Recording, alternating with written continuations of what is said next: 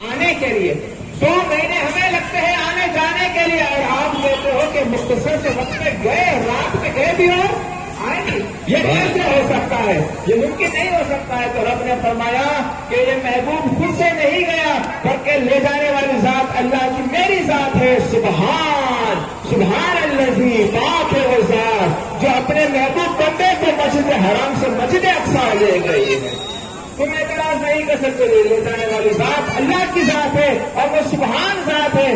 میں جو ہے نا اس کے اندر کوئی عیب، کوئی نقص مبرہ وہ عیب ہے. وہ ذات ایسی ذات ہے جو کسی کی محتاج نہیں ہے. وہ ذات اپنے بندے کو لے گئی، ان کی ساری بولتی بند ہو گئی، اب ان کا اعتراض بند ہو گیا.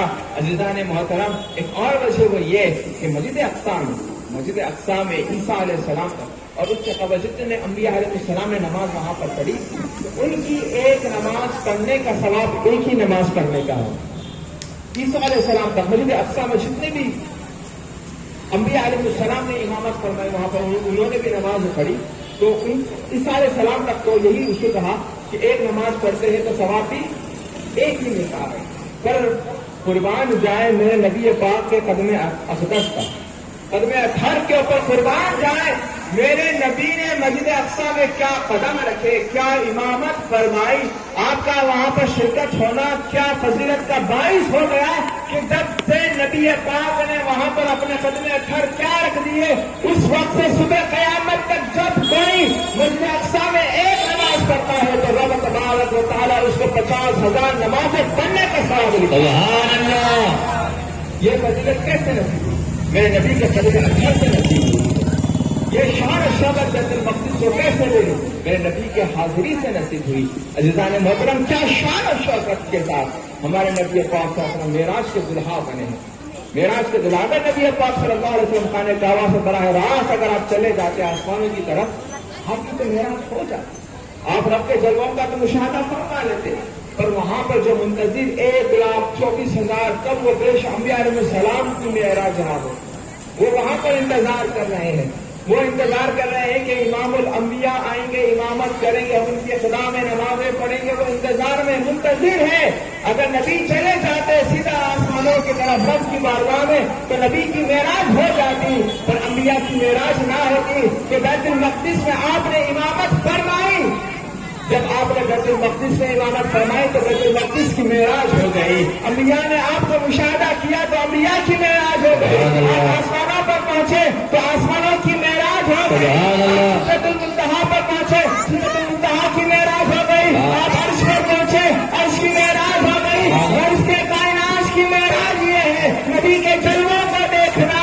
رب میرے مصطفیٰ کی معراج یہ ہے کہ رب کے جلووں کو دیکھنا.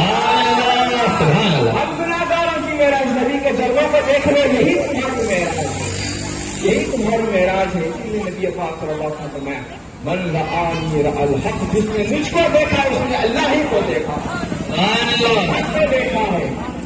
ان الشیطان لا يتمثل بی، کیونکہ شیطان میری مثل اختیار نہیں کر سکتا. جس نے خواب میں گنبد خضرا کو دیکھا اس نے حقیقت میں گنبد خضرا کو دیکھا ہے. جس نے خواب میں سنہری جالیوں کو دیکھا اس نے حقیقت میں سنہری جالیوں کو دیکھا ہے. جس نے خواب میں نبی پاک کی زیارت کی اس نے حقیقت نبی پاک کو ہی دیکھا ہے، کیونکہ شیطان نبی کی شکل و صورت اختیار نہیں کر سکتا ہے. کیا شان و شوکت ہمارے نبی پاک صلی اللہ علیہ وسلم. معراج کے دلہا نبی تو جہاں صحیح مسلم کیا دیتے، نبی تو جہاں صلی اللہ علیہ وسلم نے فرمایا کہ جب مجھے معراج کرائی گئی تو میرا شق و صدر کیا گیا، میرے سینے کو شاق کیا گیا، چیرا گیا. کیا کتنی مقام مرتبے والی بات یہ ہے کہ نبی جو جہاں کے سینے کو چیرا گیا. ہم نبی کے امتی بس نعرے مارتے ہیں الحمدللہ، ہم نبی کے چاہنے والے، نبی پہ یہ قربان وہ قربان سب قربان. نبی کی سیرت کا میں سوال کرتا ہوں، بتائیں کہ نبی کی ساری زندگی میں کتنے مرتبہ نبی کا شق و صدر ہوا، کتنے مرتبہ آپ کے سینے تھر کو چیرا گیا.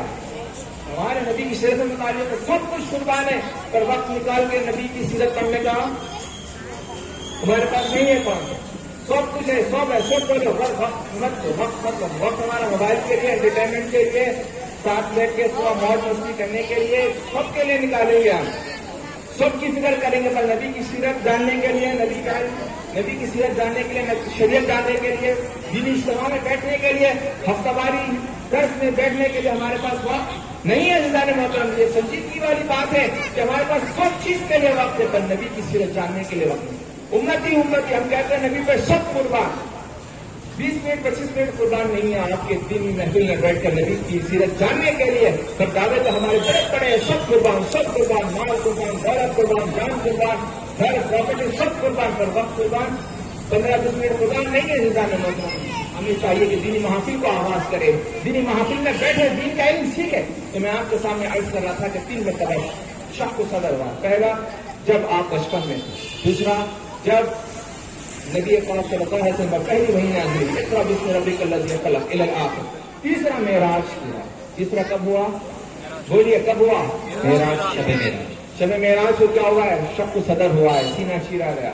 صحیح مسلم کی حدیث سے نبی پاک صلی اللہ علیہ وسلم فرماتے ہیں کہ رب تبارک و تعالیٰ نے جو ہے نا جبریل امین کو اور فرشتوں کو بھیجا، جو آئے نبی صلی اللہ علیہ وسلم کے سینے کو شق کیا گیا اور آپ کے دل کو باہر نکالا گیا اور آپ کے دل کو سونے کی پلیٹ میں رکھا گیا۔ سونے کی پلیٹ میں رکھنے کے بعد اس دل کو زمزم کے پانی سے دھویا گیا۔ اس کو کچھ کون کہہ رہے ہیں؟ ہمارے نبی۔ کون کہہ رہے ہیں؟ ہمارے نبی کہہ رہے ہیں کہ میرے دل کو نکالا گیا، سونے کی پلیٹ میں رکھا گیا، پھر اس دل کو زمزم کے پانی سے دھویا گیا۔ آخر وجہ کیا ہے کہ سونے کی پلیٹ ہی کیوں استعمال کی گئی؟ بہت ساری اس میں حکمتیں ہیں۔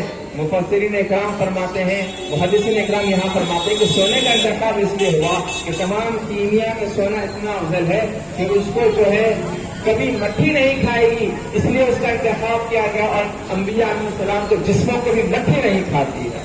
جس طرح سونا تمام دھاتوں میں سب سے افضل ہے، ہمارے نبی بھی تمام انبیاء میں سب سے افضل ہے۔ بعض محدثین کہتے ہیں کہ سونے کو زن نہیں رکھتا اور انبیاء کے اجسام کو، انبیاء کی سیرت کو جو ہے نا معصیت کا زن کبھی نہیں لگتا ہے، کیونکہ انبیاء علیہ السلام کفارہ اور صغائر سے معصوم ہوتے ہیں۔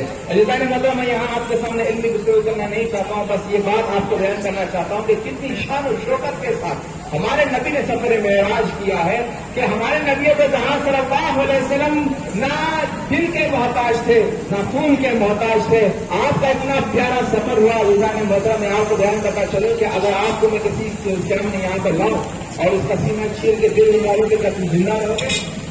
بولیے کیا آپ زندہ رہیں گے؟ نہیں۔